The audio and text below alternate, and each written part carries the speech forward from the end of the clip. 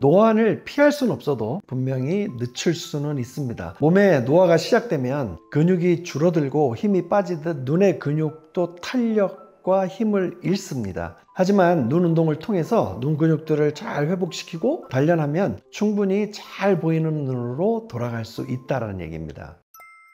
물론 노화를 빼놓을 수 없습니다. 나이가 들면서 약해진 눈 근육과 수정체의 탄력성 저하로 인해서 초점을 잘 맞추는 능력이 떨어지는 게 주요 원인입니다. 뿐만 아니라 하루 16시간 이상 시각 노동이라고 하죠. 그냥 계속 눈을 써야 되니까요. 눈은 생활 속에서 많은 종류의 자극에 노출되어 있습니다. 밝기 변화라든지 강한 색 대비라든지 또는 빠른 화면 전환, 짧은 초점 거리를 유지해야 된다든지 손상과 피로가 조금씩 계속 쌓이다 보면 노안으로 오는 것이죠. 디지털 기기의 사용이 일상화되면서 디지털 노안이 나타나게 되었습니다. 스마트폰을 코앞에 들고 오랫동안 정말 보잖아요. 이런 습관, 그리고 작은 글씨에 집중하면서 계속 반복된 초점을 맞춰야 되는 그런 시간이 길어지는 거죠. 그 다음에 한 곳을 장시간 응시하면요, 눈 근육의 수축하는 기능이 떨어지게 됩니다. 그러면서 초점을 맞추는 능력까지 떨어지게 되는 것이죠.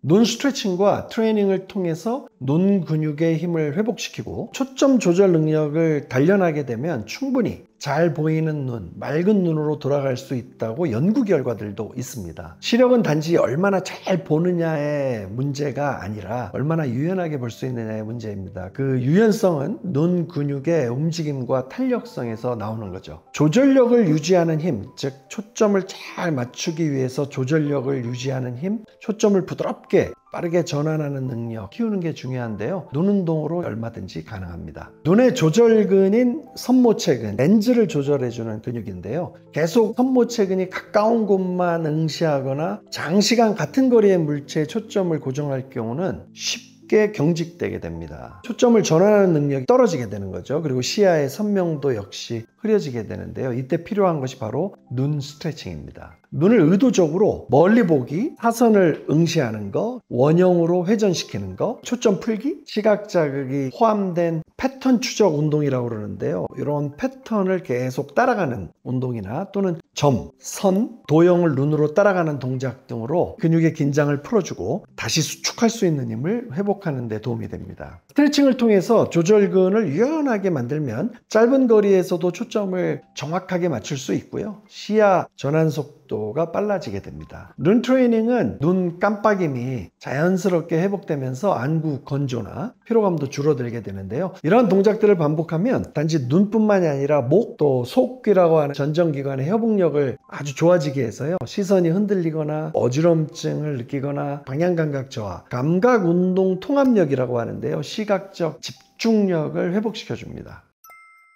3분씩 3가지 동작을 각 1분씩 총 3분간 실시하는 운동 프로그램입니다. 눈 근육을 강화하고 그 다음에 초점을 조절하고 시선을 집중하는 거, 움직임 속에 집중력을 유지하고 시각 통합 및 융합을 조절하는 식으로 구성이 되어 있습니다. 하루에 한 번 그날 필요에 따라서 3가지 동작만 선택해서 3분만 수행하시면 됩니다. 각 동작은 특정 목적에 맞춰서 제가 설계해 놨는데요. 눈의 피로를 줄이고 시각 기능을 향상시키는데 도움을 줍니다.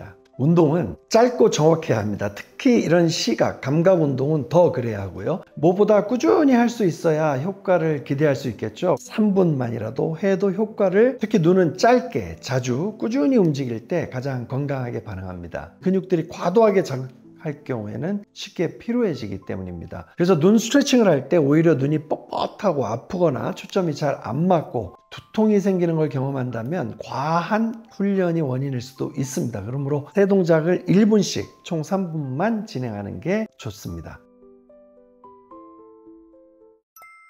눈은 단순히 외부를 보는 창이 아니라 우리 몸의 중심 감각을 조절하는 중요한 신경기관입니다. 시야가 흐려지거나 갑자기 사물이 흔들려 보일 때 뇌는 지금 이 움직임이 안전한가? 라며 불안과 의심을 품죠. 그 순간 몸은 다양한 문제가 발생할 수 있는데, 첫째로 시야가 흐려지거나 잘 보이지 않고 왜곡되면 몸 전체가 약간 긴장하고 위축됩니다. 그 얘기는 보폭이 줄고 걸음이 더디어지게 되고 팔과 다리의 협응이 어색해지죠. 전체적인 움직임이 부자연스러워지면서 자세, 정렬이 무너지는 자세 붕괴로 이어집니다. 두 번째는 시야가 흐려지거나 초점이 어긋나는 순간 사람은 본능적으로 고개를 이렇게 앞으로 쭉 빼게 되잖아요. 이로 인해서 목은 본래 아주 좋은 C자 커브를 잃게 되고요. 거북목으로 가게 되는 것이죠. 여기서 그치지 않고 어깨가 뭉치거나 턱관절 통증까지 이어지는 연쇄 반응도 나타나기도 합니다. 세 번째, 좌우 시력의 차이가 난다. 시야가 불편해지게 되고요. 무의식적으로 고개를 이렇게 기울이게 되죠. 그 자세가 계속 지속된다 그러면 목 근육도 굳어지게 되고 얼굴에 비대칭, 어깨 높이의 차이도 올 수 있고요. 결국 이런 것들이 척추 중심선의 변형으로도 확장됩니다. 네 번째, 눈의 초점 조절 능력이 떨어지게 되면요, 뇌는 시각 정보를 처리하는데 더 많은 에너지를 쓰게 됩니다. 이로 인해서 주의 집중력이 저하될 수밖에 없죠. 인지 능력이 떨어지고 심한 경우 읽는 능력, 이 난독증까지 올 수 있습니다. 다섯 번째는 시야가 좁아지고 시선이 흔들려서 사물의 거리나 깊이를 제대로 인식하지 못하게 되는데, 연세 드신 분들의 낙상의 위험이 커지게 됩니다. 계단의 그 첫 단, 바닥의 전선 또는 낮은 문턱처럼 눈에 잘 띄지 않는 요소들이 중심 감각을 무너뜨릴 수 있게 된다는 건데요. 이때 뇌가 공간 정보를 제대로 해석해야 되는데 이것을 못한다. 발을 내딛는 타이밍이 어떻게 될까요? 어긋나게 되겠죠. 넘어지게 되는 겁니다. 일단은 눈 스트레칭은 안와라고 하는데요. 손가락을 사용해서 푹신푹신한 안와 주변에 결합 조직, 근막이 있습니다. 손가락으로 아주 부드럽게 눈 감고 한 2초 지압, 2초, 3초 지압하면서 눈을 돌려줍니다. 돌려주기를 3번에서 5번 정도 반복하게 되면 시원해집니다.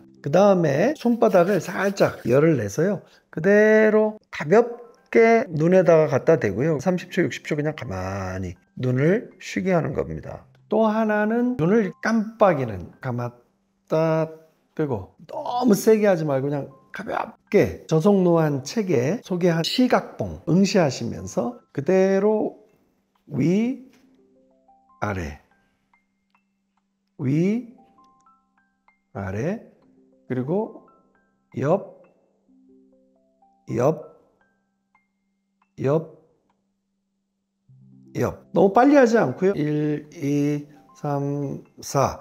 한번 움직이실 때마다 한 4, 5초 정도가 걸리게끔 고개를 움직이지 말고 그대로 눈만 봉을 따라가고요. 그 다음 여기서 봉을 이렇게 팔자로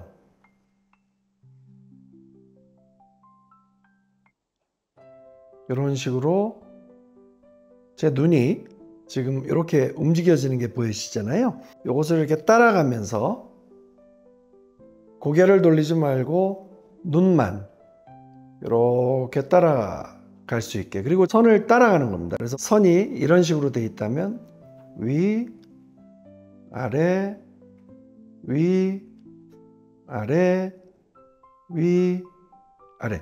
왼쪽에서부터 오른쪽으로 제가 이렇게 좀 쭉 따라가잖아요. 또 하나는 앞으로 쭉 빼서 시각을 고정시켰다가 또 다시 먼 거리를 보는, 이런 식의 푸시업 운동처럼 눈이 다 모였죠?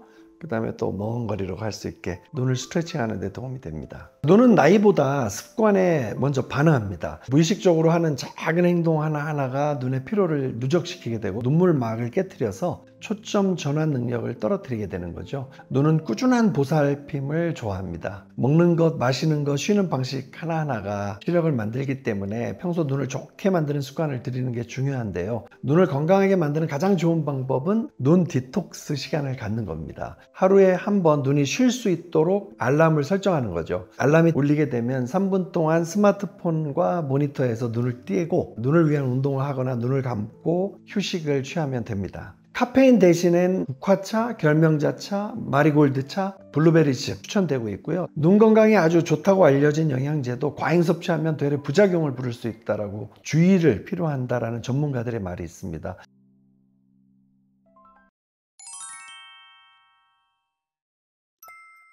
근육은 우리가 연구를 통해서 계속해서 알아내고 있는데요. 장수를 할 수 있는 가장 중요한 원인, 오래 살게 하는 것은 과연 무엇이냐? 근육이 가장 중요한 장기 중에 하나다. 흡연, 당뇨, 고혈압이 사망률을 한 30에서 50% 정도 높인다고 해요. 근육이 빠지고 근력이 약한 상태가 돼서 우리가 노쇠 상태, 즉 힘이 없는 상태로 살게 되면 사망률이 250% 증가한다고 합니다. 30세 후반이 되면 매년마다 근육이 1%에서 2%씩 감소하게 됩니다. 근육 감소 때문에 당뇨와 같은 대사성 질환에 노출될 확률도 높아지고요. 많이 드시지도 않았는데 공복에 막 혈당 올라가고 식후에 혈당 스파이크 온다라는 얘기입니다. 스파이크는 올 수 있죠. 적정한 시간 내에 떨어져야 되는데 그렇지 못하고 높은 혈당을 유지하게 되면서 부작용이 많이 생기게 되는 것입니다. 즉 건강을 잃어갈 수 있는 혈관의 질환, 눈이나 다른 장기에도 문제가 오게 되는 대사성 질환에 노출되는 것이죠. 근육을 가지고 있는지 없는지는 간단하게 엄지와 검지만 사용하면 앉은 자세에서도 금방 측정이 가능합니다. 정강이를 제가 지금 보여드리고 있는데 여기서 가장 두꺼운 부위를 이렇게 하나 찾아서요. 얇은 부위로 하지 마시고요. 근육이 가장 많은 부위를 해서 이렇게 뒤에 엄지가 닿게 하고요. 그 다음 앞에서 검지가 닿게 한다 그러면 저 같은 경우에 지금 이렇게 해서 정강이 두꺼운 부분에서 조금 남잖아요. 여러분들이 만약에 이렇게 되셨다 손이 정상입니다. 문제는 뭐냐면 손가락이 크로스가 일어난다 그러면 이제 종아리가 얇다는 뜻이잖아요. 근육 양을 약간 대변해 줄 수 있는 테스트이긴 합니다. 요거를 외국에서는 핑거링이라고 합니다. 이렇게 측정해 봤을 때 지금 보셨지만 저처럼 조금 이렇게 남아있는 사람들이 노후에 근육 연금을 타는 거죠. 근육이 아직까지 기능을 잘 할 수 있다는 얘기인데요. 동작으로도 가능한데 한 번쯤 들어보셨던 그 스쿼트 동작을 한 30초간 스탑워치나 또는 시계를 딱 보고요. 30초간 내가 스쿼트를 몇 개 할 수 있는지, 근육이 힘이 빠진 사람들이나 근육이 없는 사람들은 30초간 하기도 힘들고 한 25개에서 30개 근육 좋은 사람이 했다고 하면 어떤 분들은 그냥 12개, 15개, 2초에 하나씩 하는 꼴이 되겠는데요. 이런 식으로 돼서 근육이 약해져 있다 확인할 수 있습니다.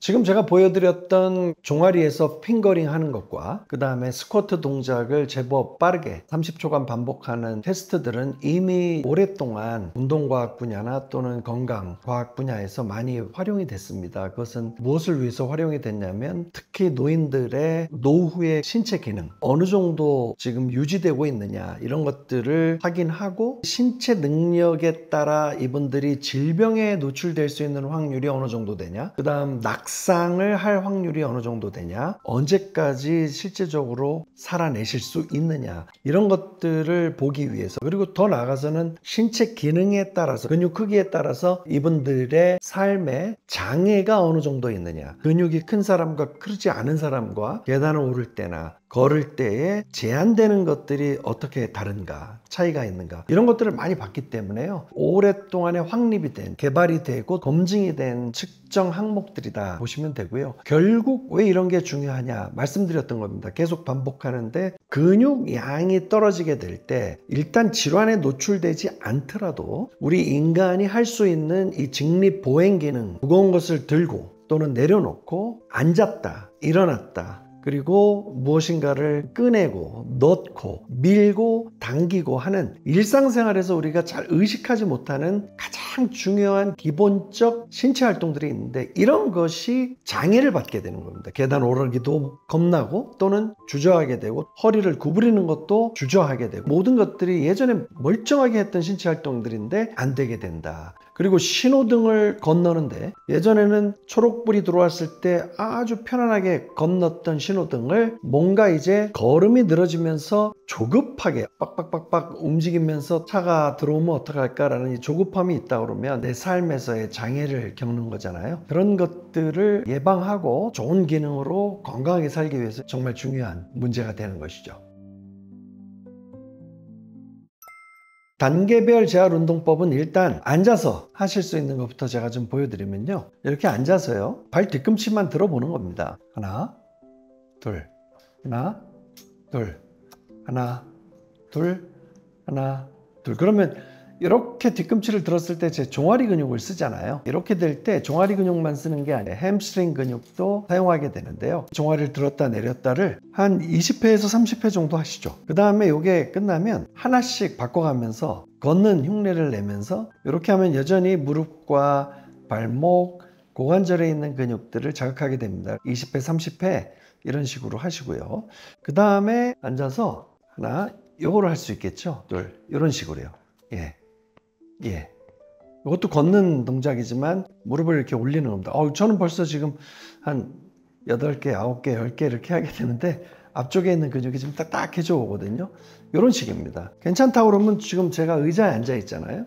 의자에 앉아 있는 이 자세가 한 90도 정도 내가 무릎을 구부린 자세라고 그러면 발을 조금 의자 가까이 끌고 와서요. 양손을 어깨에다가 이렇게 교차해서 대고요. 여기서 인사하듯이 잠깐 일어나서 이렇게 하나, 이렇게 둘, 셋. 많이 하실 필요는 없고요. 넷. 하나만 더 해볼게요. 다섯. 예. 여기가 이제 단계별로 하체 근육이 빠졌을 때 여러분의 근육을 챙길 수 있는 재활운동법이고요. 하나를 제가 좀 보여드린다면 척추 기립근이 중요하다고 말씀드렸잖아요. 의자의 가장 끝 부분에 이렇게 앉으셔서요. 다리를 살짝 좀 벌려주세요. 벌리고 양손을 유지하고 보시면 허리를 바짝 한번 세워보신 상태에서 물건 줍듯이 이렇게 내려가서 하나, 둘, 셋, 넷, 다섯. 이것도 한 5개씩 한 3세트에서 4세트. 지금 보여드렸던 이런 운동들은 그렇게 빠르지 않게 발 움직이는 것만 한 20회에서 30회. 큰 근육으로 왔을 때는 의자에서 앉았다 일어나기 5회씩 한 3, 4세트. 이렇게 인사하는 허리 굽혔다 펴기. 이것도 5회씩 한 3, 4세트 하시면 하체부터 허리까지 그리고 등까지 근육을 잘 챙기실 수 있게 됩니다.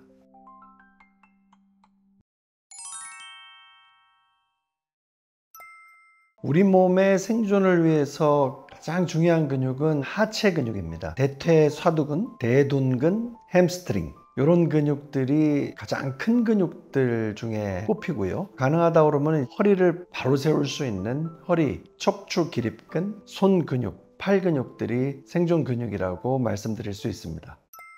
수술 후에 무릎이 아직 약한 상태이기 때문에 무릎을 직접 움직이는 것보다는 무릎의 위에 있는 고관절 그리고 무릎의 아래에 있는 발목 관절을 운동하는 것이 좋습니다. 잠깐 보여드리면 이렇게 제가 지금 의자 앞에 앉았잖아요. 그 상태에서 일단 무릎을 수술한 상태고 부상당한 상태이기 때문에 무릎을 많이 구부리는 것보다 이 정도로 곧게 펴서요. 제가 발목만 움직이는 거 한번 보실까요? 하나, 둘, 이런 식입니다. 셋, 넷, 다섯, 여섯, 일곱. 이런 식으로 한 10회 하시고요. 그 다음에 이거 끝나면 이런 식으로 발목을 돌려주는 운동을 하시면 좋습니다. 일단 무릎에서 시작되는 근육들이 발목에 다 가서 붙어 있기 때문에요. 이렇게 발목을 돌리는 운동을 함으로 무릎에 좋은 자극을 줄 수 있습니다. 돌리는 것도 한 10회 정도 이렇게 하시면 좋고요. 그 다음에 이제 제가 말씀드렸던 대로 이렇게 끌어오는 근육은 이 앞에 있는 정강이 근육입니다. 정강이를 강화하면 무릎에 힘을 받을 수 있기 때문에 이렇게 됐고요. 그 다음 제가 이제 여기서 잘 보시면 이제 고관절을 운동하는 걸 보여드릴 텐데요. 여기서 이만큼 하나 보이시죠? 둘, 이렇게요. 무릎이 펴질 수 있다 그러면 완전히 펴서 하는 게 제일 좋은데요. 제가 일부러 무릎이 많이 좀 불안하고 아직까지 약한 상태에 있으면 저처럼 약간 구부려서요. 고관절만 하나 이런 식으로 둘 이렇게 되면 지금 고관절 근육들이 쓰이지만 이 근육들이 사실 고관절에서 시작돼서 무릎에 가서 붙습니다. 무릎을 이렇게 막 구부렸다 폈다 하지 않아도 고관절만 들어주는 운동을 이런 식으로 하게 될 때 무릎이 강화되는 겁니다. 요 정도까지 기초 작업을 딱 끝내놓으면 제가 요 정도로 한 요만큼만 지금 선 상태에서요. 이렇게 의자 받아서 하나 이런 식 둘, 완전히 다 일어나지 말고요. 셋, 넷, 다섯, 여섯, 일곱. 이런 식으로 하면 딱 무릎 약하신 분들 그리고 수술 후에 무릎 회복하는 데 도움이 됩니다.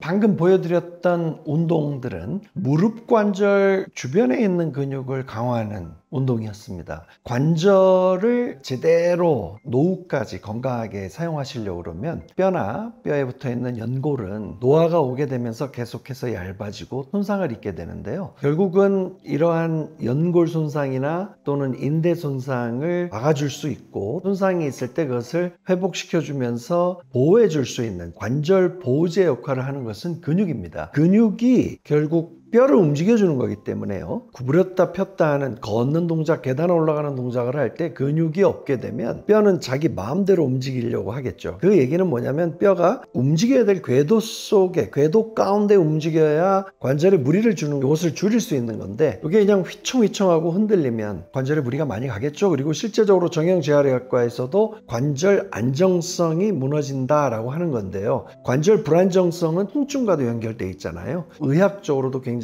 큰 의미가 있고요. 근육을 잘 강화해야 관절을 노후까지 편안하게 쓸 수 있다는 거 하나 하고요. 무릎에 붙어 있는 이 큰 근육이 탄탄해지고 커지게 되면 대사성도 좋아져요. 대사성이 좋아진다는 건 뭐냐면 혈중에 저희가 섭취한 식사, 음식물을 섭취하게 됐을 때 혈당이 올라가잖아요. 그렇게 됐을 때 근육이 혈당을 떨어뜨리는데 가장 중요한 역할을 하잖아요. 근데 근육이 없어져 버리면 대사 기능에 문제가 생긴다. 혈중에 포도당, 당이 올라가게 되면서 인슐린 분비가 좀 많아지고요. 만성적으로 인슐린 분비가 많아지면 여러분들 좀 들으셨겠지만 심혈관 문제도 올 수 있고 심지어는 뇌 기능이 떨어지는 경도인지 장애 치매까지 더 나가서 암발병률도 높다고 합니다. 근육을 지킬 수 있을 때 지키고 잘 근육을 발달시키면 전신 건강에 도움이 되는 것이죠.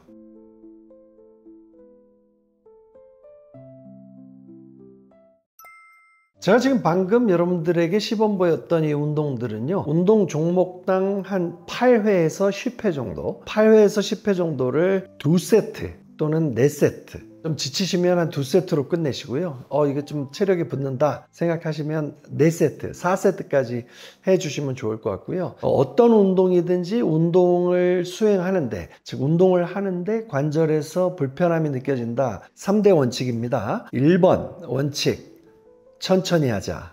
속도를 낮추자는 거예요. 2번 원칙, 적당히 움직이자. 이 얘기는 뭐냐면 가동 범위를 줄이자. 그 다음에 3번은 제가 8회에서 10회 하라고 했는데요. 이것을 숫자도 줄여야 됩니다. 가동 범위도 줄이고 숫자도 줄여서 8회에서 10회 하는 것은 한 4회에서 6회. 세 가지 원칙을 지키고요. 이렇게 하시면 훨씬 관절에서 통증을 낮출 수 있습니다. 많은 분들이 근골격계에 불편함, 통증을 갖고 계시면서 운동하기를 약간 주저주저 하십니다. 왜냐하면 근육이 중요한 거는 이미 여러 매체에서 오랫동안 강조를 해왔는데 내가 근육 발달시켜야 되고 근육 좀 키워야 되는데 라고 생각은 갖고 계시지만 운동 잘못하다가 또 다치면 어떡해, 이런 생각이 좀 많으시고 또 염려하시거든요. 근데 오늘 제가 가르쳐 드렸던 이 운동들은 단지 무릎뿐만이 아니라 하체에서 중요한 기능을 수행하는 근육들을 약간 키워줄 수 있는 안전한 운동들입니다. 그래서 하루에 한 5분에서 10분씩만 하셔도 근육이 자극을 받고 실제적으로 커질 수 있는 거니까 너무 어려워하지 마시고 쉽고 간단한 운동들을 하루에 꼭 오전이나 오후 시간을 내셔서 간식 드시듯이 한 50분, 1시간씩 막 운동하려고 그러면 부담되잖아요. 가볍게 한번 해보시기 바랍니다.